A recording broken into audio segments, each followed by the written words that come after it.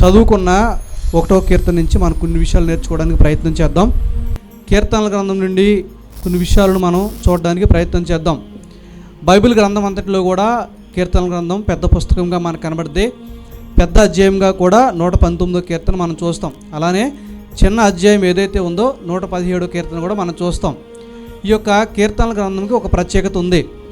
చాలామంది భక్తులు వారి జీవితంలో ఉన్న అనుభవాలను కీర్తనల రూపంలో, ప్రార్థనల రూపంలో మనకు పొందుపరిచారు. ఈ యొక్క కీర్తనల గ్రంథం నుండి మనం చాలా విషయాలు నేర్చుకోవలసిన వారమై ఉన్నాం. 150 కీర్తనలు కలిగిన ఈ యొక్క కీర్తనల గ్రంథం లేదా 150 అధ్యాయాలు కలిగిన ఈ పుస్తకాన్ని మనం అర్థం చేసుకోవడం వలన మనం చాలా విషయాలు నేర్చుకోవడానికి ప్రయత్నం చేయవచ్చు. ఈ బైబిల్ గ్రంథాన్ని అంతటినీ కూడా మనం చదివినప్పుడు దేవుడు మనకి ఏమై ఉన్నారు, మనము దేవునికి ఏమై ఉండాలనే విషయాలు తెలియజేస్తున్నాయి. అందులో భాగంగా కీర్తనల గ్రంథం నుండి కూడా చాలామంది భక్తులు ఇవే మాటలు వారి జీవితం నుంచి మనం చూస్తూ ఉంటాం. ఈ మొదటి అధ్యాయంలో కూడా మనం చూసినట్లయితే దేవుడు మనకి ఏమై ఉన్నారు, మనమే ఆయనకి ఏమై ఉండాలనే కొన్ని విషయాలు మనకి అర్థమవుతూ ఉన్నాయి. ఒకవేళ దేవుడు మనకి ఏమై ఉన్నారనే విషయాలు చూసినప్పుడు కొంతమంది భక్తులు దేవుడు నాకు కొండగా ఉన్నారని, ఆయన నాకు కోటగా ఉన్నారని, నాకు రక్షకుడిగా ఉన్నారని, ఆయన నాకు కాపరిగా ఉన్నారని కొంతమంది భక్తులు చెప్తూ ఉన్నారు. దానికి ప్రతిస్పందనగా మానవులమైన మనము ఏమై ఉండాలంటే దేవునికి నమ్మకత్వంగా మనం జీవించాలని, విధేయత కలిగి జీవించాలని, అలానే దేవునిలో మనం ఆయనకి కృతజ్ఞత కలిగి జీవించాలని దేవుని లేఖనాలు సెలవిస్తూ ఉన్నాయి. ప్రతి పరిస్థితిలో కూడా మనం ఆయన మీద ఆధారపడాలని, ఆయన ఆశ్రయం చేసుకోవాలని దేవుని లేఖనాలు సెలవిస్తూ ఉన్నాయి. కీర్తనల గ్రంథం చదివినప్పుడు చదవాలి కదా అనే ఆలోచనలో మనం చదవడం కాదు, కానీ అక్కడ రాయబడిన మాటలలో దేవుడు నాకు ఏమై ఉన్నారు, నేను ఆయనకి ఏమై ఉండాలి అనే విషయాన్ని మనం గుర్తు చేసుకున్నప్పుడు మనకి ఎక్కువగా దాని గురించి చదవడానికి ప్రయత్నం చేయవచ్చు. ఈ యొక్క కీర్తన గ్రంథం ఈ యొక్క పుస్తకాన్ని చూసినప్పుడు మనకు అర్థమయ్యే ఇవే. దేవుడు ఆయన కొన్ని విధాలుగా మనకు ప్రత్యక్షపరుచుకుంటూ ఉన్నారు. ఆయన నీతిమంతుడిగా, రక్షకుడిగా, కాపరిగా, ఆయన మనకు ఆశ్రయంగా ఉండే దేవుడిగా కనబడుతూ ఉన్నారు. కానీ మనము ఏమై ఉండాలంటే ఆయనకు నమ్మకత్వంగా ఉండాలి, విధేయతగా ఉండాలి, కృతజ్ఞత కలిగి జీవించాలి, ఆయన్ని ఆశ్రయంగా చేసుకోవాలి, ఆయన మీద ఆధారపడాలని దేవుని లేఖనాలు సెలవిస్తూ ఉన్నాయి. ఎప్పుడు చూసినా, ఎప్పుడు చదివినా, ఎక్కడ చదివినా కూడా మనం గుర్తుపెట్టుకోవాల్సిన మాట ఒకటే, దేవుడు నాకు ఏమై ఉన్నారు, ఆయన నాతో ఏ విధంగా మాట్లాడుతూ ఉన్నారు, దానికి ప్రతిస్పందనగా నేను దేవునికి ఏమై ఉండాలి అనే కోణంలో చదివినప్పుడు మాత్రమే ఈ కీర్తనల గ్రంథాన్ని మనం ఎక్కువగా అర్థం చేసుకోవడానికి ప్రయత్నం చేయొచ్చు. అయితే మొదటి వచనంలో చూస్తే మనం ఎలా ఉండకూడదు అని, రెండో చూస్తే మనం ఎలా ఉండాలి, ఒకవేళ ఆయన ఉండమని చెప్పినట్లుగా మనం జీవిస్తే మూడో దానికి కలిగే ఫలితం ఏంటి, ఒకవేళ ఆయన ఉండకూడదు అని చెప్పినట్లుగా కూడా ఒకవేళ మనం ఉన్నట్లయితే దానికి వచ్చే నష్టం ఏంటో కూడా మనం చూస్తాం. తర్వాత మనకి న్యాయ విమర్శ ఉన్నట్లుగా చూస్తాం. 6వ వచనాన్ని చూసినప్పుడు దేవుని సర్వాధికారాన్ని మనం చూస్తాం. ఆయన అన్ని చోట్ల ఉండే దేవుడిగా కనబడుతూ ఉన్నారు. యెహోవా కన్నులు ప్రతి స్థలమందు ఉన్నాయి, అవి మంచివారిని చూస్తాయి, చెడ్డవారిని చూస్తాయి. కొంతమంది దేవుడు నన్ను చూడట్లేదు అనే ఆలోచనలో ఉంటారు కనుక ఈ మాటను చదివినప్పుడు మనం అర్థం చేసుకోవచ్చు. నీతిమంతుల మార్గం యెహోవాకు తెలియనని దేవుని లేఖనాలు సెలవిస్తూ ఉన్నాయి. సామెతల్లో మనం చూసినప్పుడు యెహోవా కన్నులు ప్రతి స్థలమందు ఉన్నాయి, మంచివారని లేదు, చెడ్డవారని లేదు, ఏ భేదము లేదు, కానీ ఆయన అందరినీ గమనిస్తూ ఉన్న దేవుడిగా, చూస్తూ ఉన్న దేవుడిగా ఉన్నారు. ఈ 6 వచనాల నుంచి మనం చాలా విషయాలు నేర్చుకోవాల్సిన వారమై ఉన్నాం. దుష్టులు అని కొంతమంది ఉన్నారంట, పాపులు అని కొంతమంది ఉన్నారంట, అపాసుకులు ఉన్నారంట. వీరి విషయంలో మనం ఎలా ఉండాలో కూడా, ఎలా ఉండకూడదో కూడా దేవుని లేఖనాలు సెలవిస్తూ ఉన్నాయి.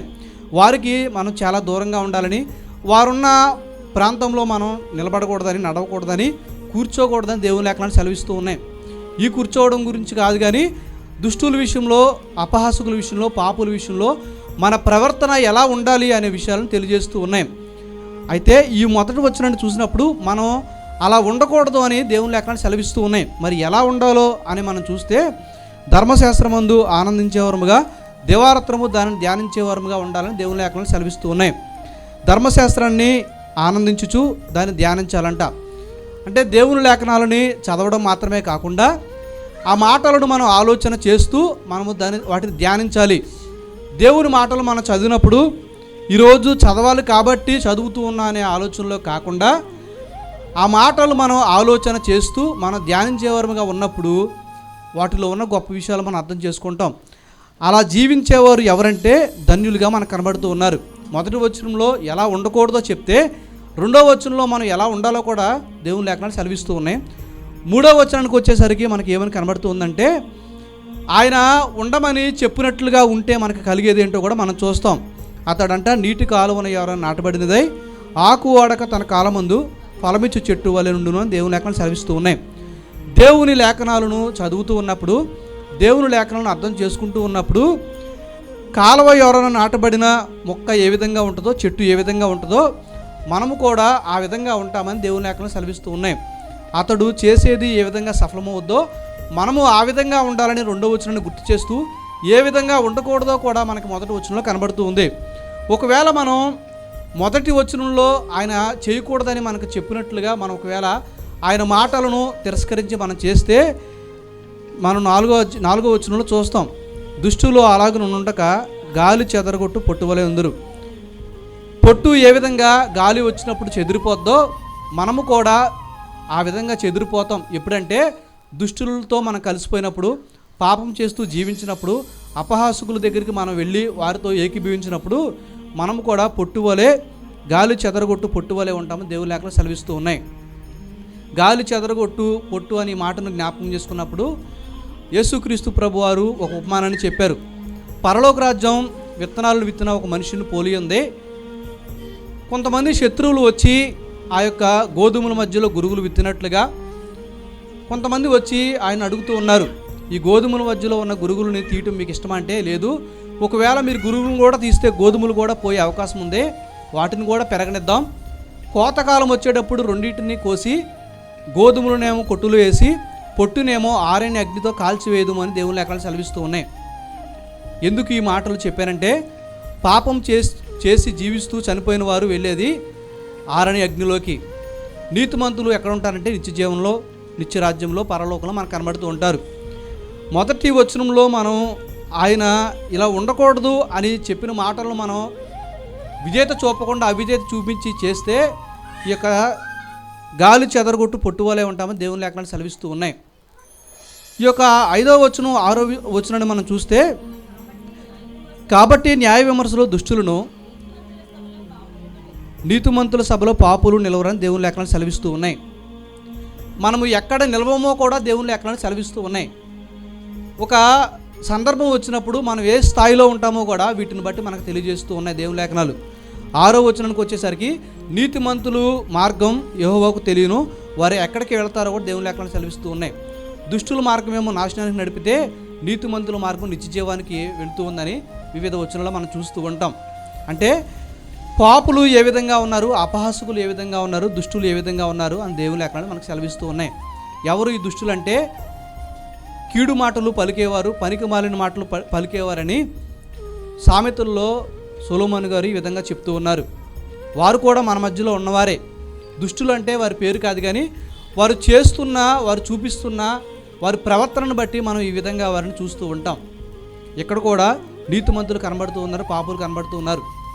వ్యక్తిగతంగా వారి పేర్లు వేరే ఉండొచ్చు, కానీ వారి ప్రవర్తనను బట్టి, వారు నడిచే మార్గాన్ని బట్టి, వారు జీవిస్తున్న జీవితాన్ని బట్టి మనం ఆ విధంగా వారిని చూస్తూ ఉంటాం. ఆయన మనల్ని నీతిమంతులుగా చేయాలని ఇష్టపడుతూ ఉన్నారు. పాపము చేయకూడదని, పాపము చేసేవారితో మనం ఏకీభవించకూడదని దేవుని లేఖనాలు సెలవిస్తూ ఉన్నాయి. మరి మనము ఈ కీర్తన నుంచి నేర్చుకోవాల్సిన విషయాలు ఏంటంటే, ఆయన మనకి నీతిమంతుడిగా కనబడుతూ ఉన్నారు. ఆయన నీతిని మనకి ఇవ్వడానికి ఇష్టపడుతూ ఉన్నారు. మనము ఆయన వాక్యానికి విధేయత చూపించే వారముగా ఉన్నామా? ఒకవేళ మనం ఆయన వాక్యానికి విధేయత చూపించకపోతే గాలి చెదరగొట్టు పొట్టు ఏ విధంగా ఉంటుందో, ఎగిరిపోద్దో, మనం కూడా ఆ విధంగా ఉంటామని ఈ మాటలను చాలామంది భక్తులు వారు రాస్తున్న పత్రికలో చెప్పారు, వారు రాసిన పుస్తకాల్లో చెప్పారు. ఈ యొక్క అధ్యాయం నుంచి మనం చూసినప్పుడు ఇవే విషయాలు మనం నేర్చుకుంటాం. నీతిమంతుల మార్గం ఏంటో ఆయనకు తెలుసు, పాపుల మార్గం ఏంటో కూడా ఆయనకు తెలుసు. నీతిమంతులు ఎక్కడికి వెళ్తారో కూడా ఆయన చెప్పారు, పాపులు ఎక్కడికి వెళ్తారో కూడా ఆయన చెప్పారు. ఎలా మనిషి పాపిగా తయారయ్యాడు, మనం పాపులంగా ఎలా తయారామంటే దేవుని మాటలను, దేవుని ఆజ్ఞలను మనం విధేయత చూపించకుండా మనం పాపులమయ్యాం. అయితే ఆయన మనం నీతిమంతులుగా చేయడానికి ఈ లోకానికి వచ్చారు. అందుకనే పౌలు గారు ఈ మాటను చెప్తూ ఉన్నారు, ఒక మనిషిని అవిధేయత వలన అనేకులు ఎలాగూ పాపులుగా చేయబడ్డారో, ఒకరి విధేయత వలన అనేకులు నీతిమంతులుగా చేయబడ్డారని దేవుని లేఖనాలు సెలవిస్తూ ఉన్నాయి. ఆనాడు ఆదాము గారు చూపించిన అవిధేయత అనేకులను ఎలాగూ పాపులుగా చేయబడిందో, యేసుక్రీస్తు ప్రభువారు మన కోసం ఆయన విధేయత చూపించి తండ్రి తనను ఏ ఉద్దేశంతో పంపించారో ఆ ఉద్దేశాన్ని ఆయన నెరవేర్చి మనందరినీ ఆయన నీతిమంతులుగా చేయడానికి ఆయన శిలువలో తన ప్రాణాన్ని పెట్టారు.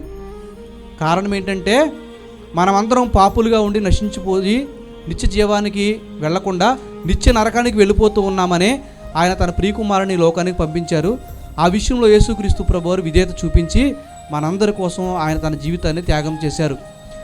ఇక్కడ మనం చూస్తే ఆయన మన పట్ల ఒక అధికారం కలిగిన వ్యక్తిగా నీతిమంతుడిగా మనకు కనబడుతూ ఉన్నారు. కానీ మనము ఎలా ఉండాలంటే ఆయన చెప్పినట్లుగా మనము దుష్టులతో ఉండకూడదని, పాపులతో చేరకూడదని, అపహాసకుల దగ్గరికి మనం వెళ్ళకూడదని, కానీ దేవుని మాటకు విధేయత చూపిస్తూ దివారాత్రము ఆయన యొక్క మాటలు ధ్యానిస్తూ ఆనందించేవారముగా ఉండాలని లేఖనాలు సెలవిస్తూ ఉన్నాయి.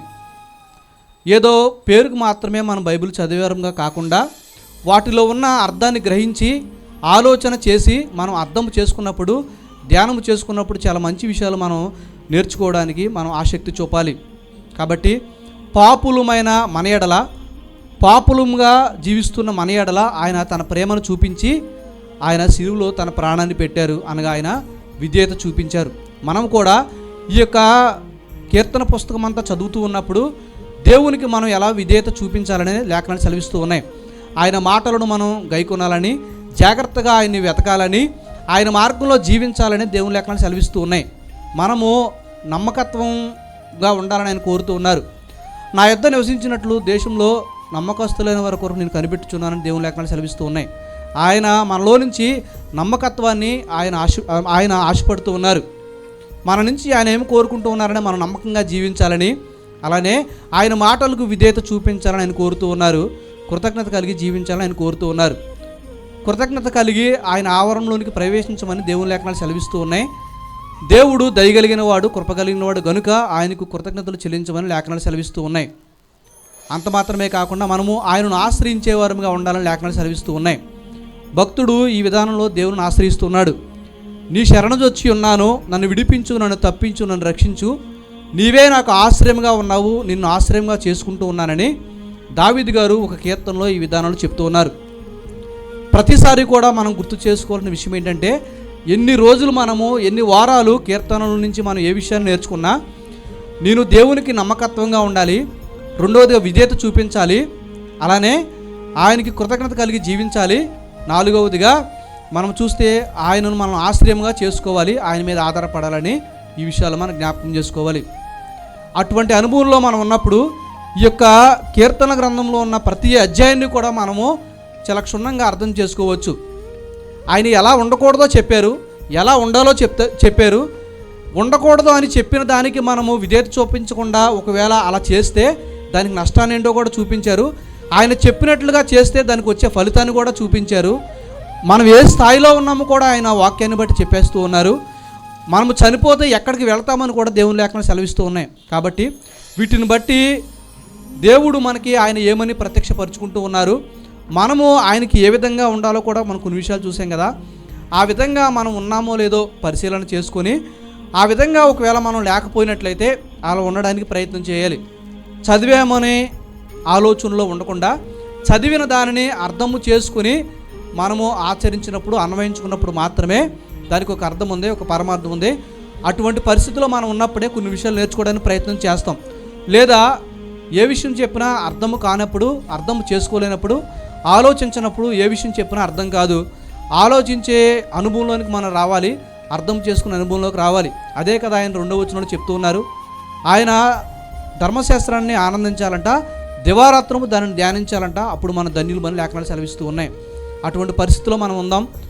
ఆయన మన కోసం చేసిన త్యాగం ఏదైతే ఉందో, మన పరిస్థితిని ఆయన గమనించి మన కోసం ఆయన విధేయత చూపించిన విషయం ఏదైతే ఉందో ఆ విషయాన్ని మనం జ్ఞాపకం చేసుకున్నప్పుడు దేవునిలో సంపూర్ణంగా జీవించగలం. నీవు దేవునికి ఎలా ఉండాలో మనం అర్థం చేసుకోగలం. దేవుడు నాకు ఏమై ఉన్నారు అనే విషయంలో మనం ముందుకు వెళ్ళగలం. కాబట్టి ఈ మాటలు బట్టి చిన్న తీర్మానం తీసుకొని మనం ముగించుకుందాం.